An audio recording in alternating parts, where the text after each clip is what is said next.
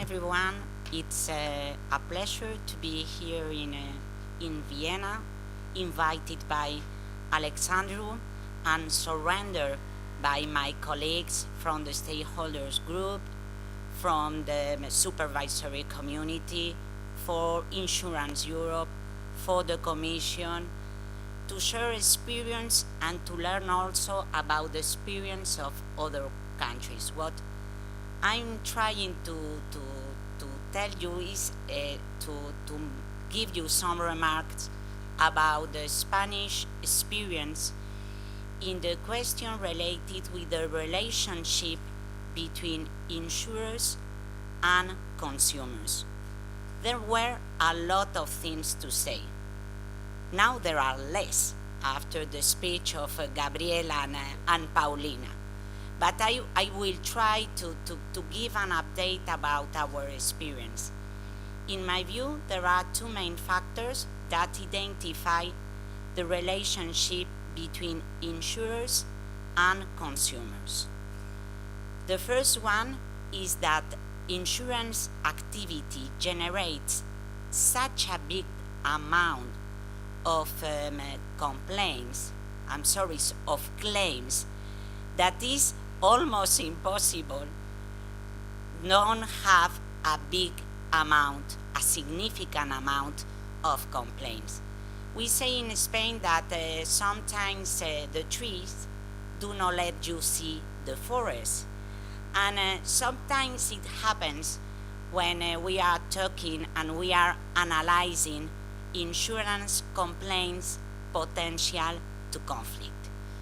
In Spain, we have 6,000 complaints managed by our supervisory authority. There are a lot of trees, aren't they? But the question is that the forest is made by 52 million of claims. That means that we have a problem with our consumers every 9,000 times we provide him or her a service. Looking into these figures, we can consider ourselves as an excellent industry. But the reality is that consumers don't agree with us. We have launched a survey last year in order to know what was, so to speak, our kickoff reputation level. The survey unveiled that the mark that the consumer put to us was 5.4 over 10.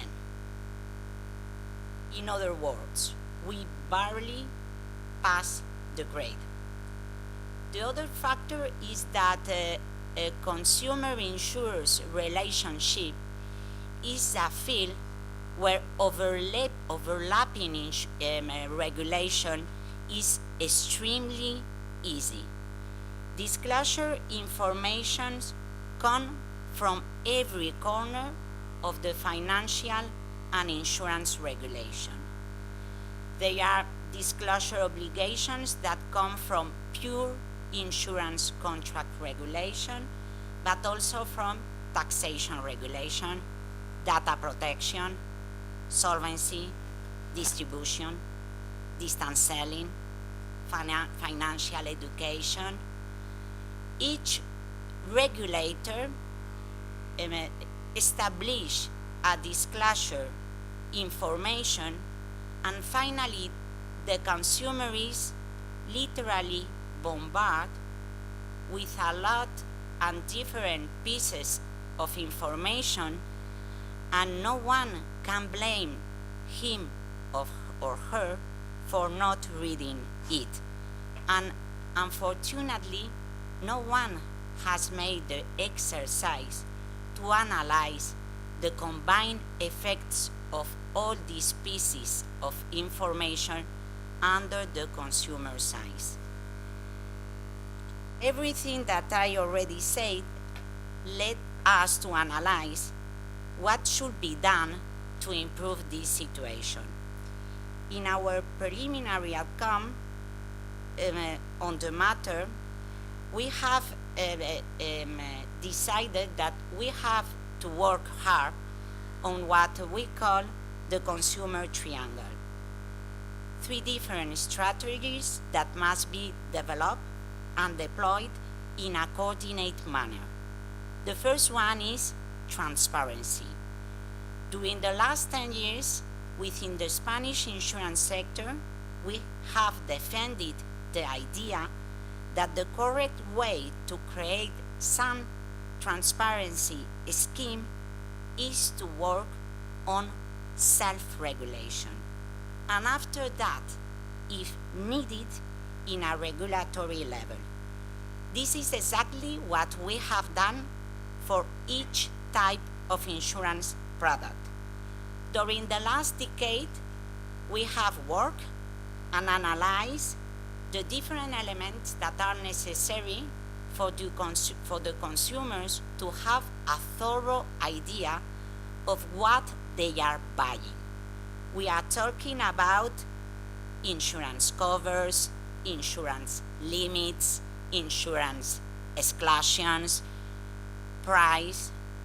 Do those elements sound familiar to you? Exactly. We are talking about the EPIT. And this proves that having in mind consumers' real needs at local, at European level, led us to solutions that really could help consumers to understand what are they about to buy. The second dimension is language. Language meaning the way that we express ourselves in the insurance world, that is a real and an objective barrier between insurers and consumers. No matter what language we use, being German, French, English, Spanish, or Swahili. We will talk about premium instead of price, policy instead of contract, policy holder instead of client. Besides that, contract regulation, internal insurance regulation, contracts, and documents have to set with highly technical issues. Among all of us, we have created an special jargon in insurance that is not easy to understand for outsiders. In Spain, we have decided to crack down on this situation.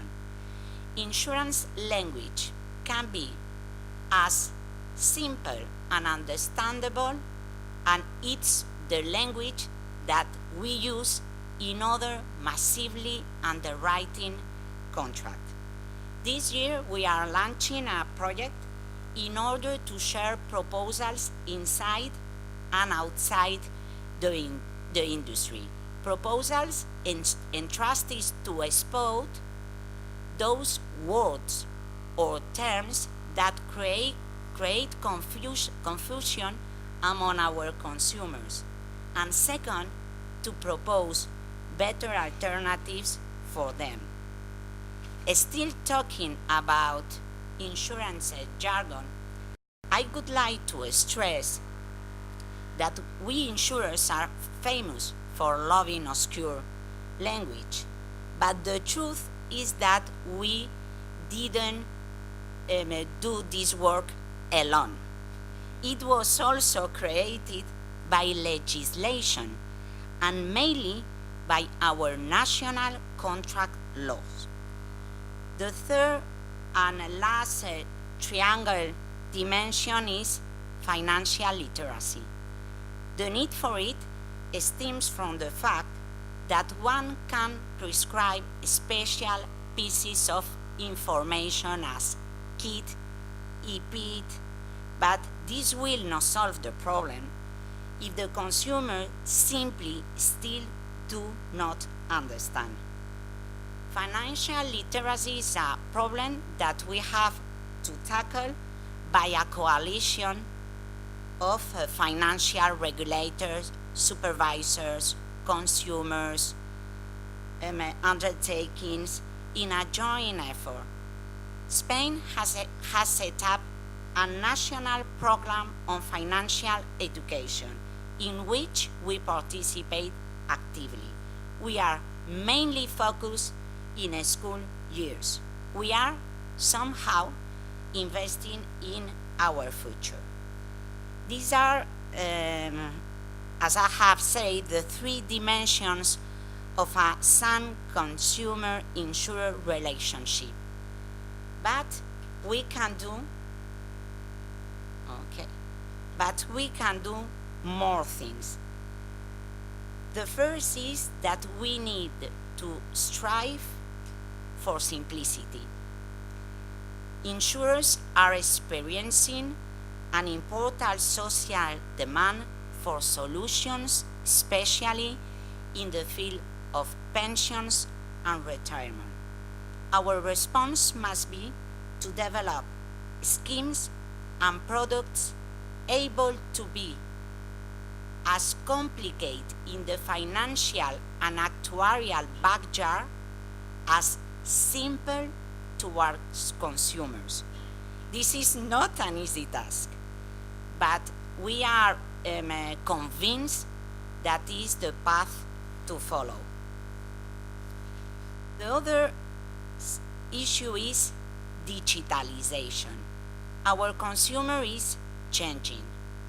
Nowadays, millennials are accustomed to buy by using electronic devices and doing that in a couple of minutes, being everywhere, no matter what is the situation, and we have to adapt to these new forms of commercialization. But we are not the only one that have to adapt to this new situation. Supervisors and regulators have to make the same effort. Simplicity does not only depend on us. Actually, it depends mainly on regulators and supervisors. We can call workshops, write papers, make proposals, but if the legal stiffness that nowadays affects insurance remain at local, at Europe, and in European legislation, this work will be worthless. Regulators and supervisors have to take a look at present regulation from these new commercial realities, but also keeping in mind the gaps we have in terms of simplicity and understandability. There are many examples. Decades ago, regulators wanted to protect consumers and decreed, at least in the Spanish legislation, that all contract clauses defining covered risk limitation have to be duly signed by consumers. But if in the near future, or if today we are able to buy insurance contract through virtual and selling platforms in the net, is it realistic to expect this legal provision to survive? Isn't it better to call for a simplification of the contract terms? These kind of ideas have to be stressed and discussed by insurers, consumers, regulators, and supervisors. We obviously have to reflect and search for things that can be done better, but regulators and supervisors have the same kind of job ahead. This is my last message: dialogue. All the tasks that I have described are complicated but attainable. All we need to do is to strengthen the working approach we have had in the past, based on a dialogue between all the involved parties, something that we do inside the stakeholder groups. An open and creative dialogue, because one sole thing is clear: the more we talk, the better for the consumers and for the insurance industry. Thanks a lot.